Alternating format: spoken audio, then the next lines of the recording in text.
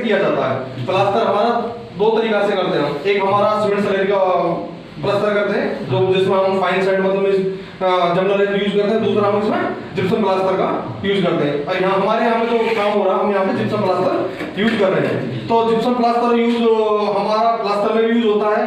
बाकी इस जिप्सम से हम और बहुत से भी कार्य कर सकते हैं, जैसे किसी भी सीलिंग मतलब छत पे हमारा डिजाइन का काम होता है, कोई भी हमारी जो डिजाइन का कार्य होता है उसमें हम जिप्सम का यूज करते हैं। ठीक है। और उसके अलावा जिप्सम में सबसे अच्छी बात ये है कि जिप्सम प्लास्टर से एक हमारा मींस फिनिशिंग अच्छी आती है और दूसरा समय कम लगता है।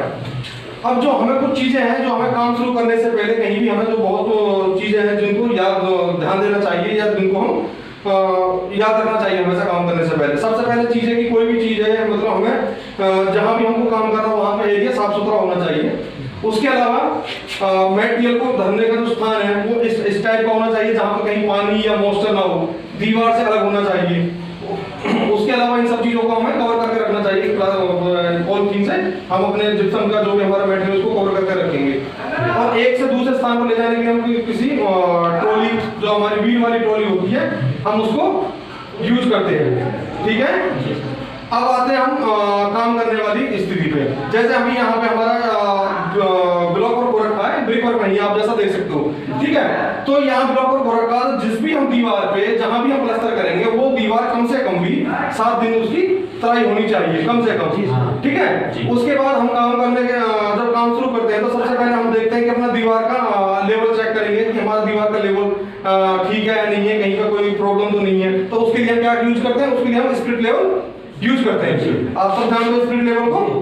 उसके ये सब चीजें चेक करने के बाद में फिर हम आता है, जैसे हमारे पे ये हमारा ब्लॉक वर्क या मींस हमारा जो ब्रिक वर्क होता है, जो इसके ज्वाइंट होते हैं जहां पे हम मोर्टार होता है, तो उस ज्वाइंट को कम से कम भी हम 5 से 7 mm या 10 mm उसकी अंदर से थोड़ा रेकिंग करेंगे। रेकिंग हम किस लिए करते हैं कि जब हम जिप्सम प्लास्टर करते हैं तो उससे क्या होता है, उसके ऊपर दीवार के ऊपर पकड़ मजबूत होती है। ठीक है। और ये चीजें होगी। उसके अलावा फिर क्या होता है कि जैसे हमारा जो आरसीसी का पार्ट है, जैसे आप यहाँ पे देख रहे हो बीम देख रहे हो, जो आरसीसी का पार्ट मतलब जो हमारे कंक्रीट की चीजें हैं, तो इस कंक्रीट की चीजों पर प्लास्टर मजबूत करने के लिए क्या करेंगे, यहाँ भी हम इसको ग्राइंडर से या फिर किसी छैनी हथौड़ी से इसकी हैकिंग करेंगे। और जो हैकिंग करते हैं उस गड्ढे की थिकनेस कम से कम कितनी होती है, मींस उसकी गहराई डेप्थ कितनी होती है, कम से कम 2 से 3 mm। ठीक है। ये चीजें हैकिंग हो गया। हैकिंग करने के बाद में हम दीवारों को जितना भी एक्स्ट्रा कोई मींस सीमेंट स्लरी या धूल मिट्टी या कोई भी चीजें लगी हुई है उन सब को अच्छे से साफ कर देंगे। तो इन सब चीजों को साफ कर देंगे। उसके अलावा जैसे हमारे कहीं इलेक्ट्रिकल की फिटिंग है दीवार के अंदर, कहीं भी इलेक्ट्रिकल की फिटिंग हो रखी है, तो इलेक्ट्रिकल की फिटिंग को हम इसको भी हम कवर करते हैं। तो इसको कवर करते हैं हम इसमें 1:3 का रेशो मसाला यूज करके इसको हम प्रॉपर अच्छे तरीके से बंद करेंगे। उसके बाद हम इसमें फाइबर जाली का इस्तेमाल करते हैं, समझ रहे हो, जिसको हम चिकन मैश बोलते हैं। तो उसमें हम चिकन मैश यूज करते हैं, जिससे कि हमारा जो प्लास्टर होगा, प्लास्टर पे हमारे पे कोई क्रैक या कोई प्रॉब्लम नहीं आती है। ठीक है। तो ये सब चीजें चेक करने के बाद में फिर आता है सबसे मेन चीज होती है लेवल। तो हम उस पर एक अपने जिप्सम प्लास्टर की थिकनेस बराबर रखने के लिए दीवार पे तो एक हम लेवल मार्क करते हैं। तो जो लेवल मार्क करते हैं, लेवल मार्क करने के लिए हम पहले तो रूम का स्क्वायर निकालने के बाद में एक लेवल मेंटेन कर लेंगे। तो धागा से हम सूत से किसी भी नील करके पटक देते हैं। तो एक धागा उसे स्क्वायर निकालने के बाद हम कहीं भी एक लेवल बनाएंगे। एक लेवल को बनाने के बाद में फिर हम लेवल स्किल्ड करते हैं। जैसे आपने यहाँ देख सकते हो ये चीजें बना रखी हैं, ये लेवल पैड हमने ये बना रखे हैं यहाँ पे। तो इसका जो मीन्स कम से कम भी जो इसकी एक दूसरे को डिस्टेंस होती है 700 से 900 mm के बीच में होती है। और ये आप देख रहे हो यहाँ पे लेवल मार्क हमने ऑलरेडी कर रखा है। उसके बाद हम जिस भी दीवार पर प्लास्टर करते हैं, जिप्सम का जिस भी दीवार पर हम प्लास्टर करेंगे, उस दीवार को कम से कम प्लास्टर होने से 2 घंटे पहले हम उसको गीला करके चलेंगे।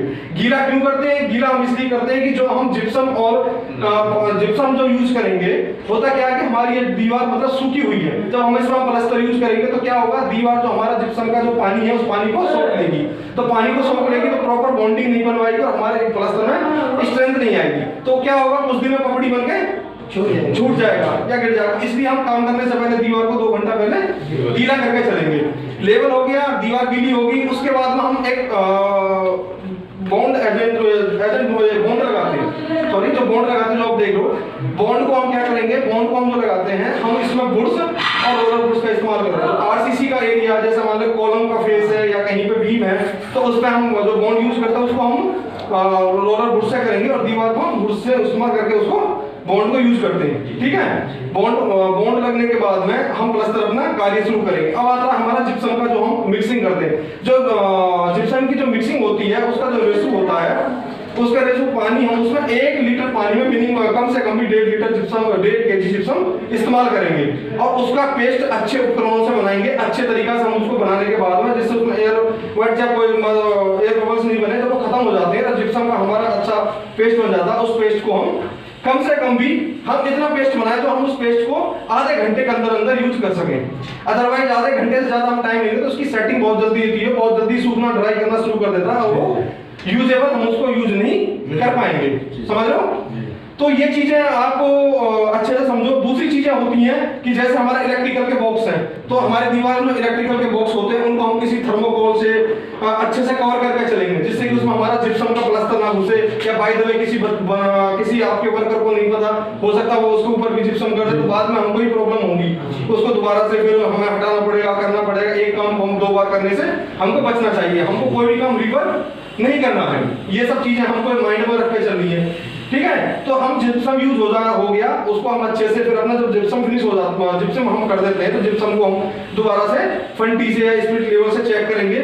और हमको कोई और भी दिक्कत है, अगर कोई और प्रॉब्लम आती है तो हम इस पे हम शाम के मतलब मींस एक दीवार पर अपनी लाइट या हेलोजन लाइट लगा के इसको हम चेक भी कर सकते हैं। कहीं हमारे प्लास्टर में डबिंग है या कोई प्रॉब्लम है, कोई दिक्कत है तो हम दोबारा से उसको अपने सही करेंगे। ठीक है, और कोई चीज और कोई बात अगर कोई ऐसा है तो हमसे आप आके कभी भी पूछ सकते हो और कोई प्रॉब्लम लगती है तो हम आपको फिर दोबारा से उस चीज के बारे में बताएंगे। तो और तो सबसे चीजें हैं, और भी कुछ 1-2 पॉइंट है। जैसे कहीं भी हम प्लास्टर करेंगे तो नीचे हम पॉलीथीन का प्रयोग करेंगे जिससे हमारी जो वेस्टेज है वो उसके ऊपर गिरे और कहीं वो जमे नहीं, और हम साथ के साथ उठा के बाहर अपने कहीं भी डंप करेंगे। जहां भी हमारा मतलब स्क्रैप जहां डंप होता है वहां हम उसको बाहर फेंक देंगे। तो इस चीजों को ध्यान रखेंगे काम करने से शुरू से पहले आप, और कोई प्रॉब्लम होती है तो आप हमसे आके पूछ सकते हो। ओके, धन्यवाद।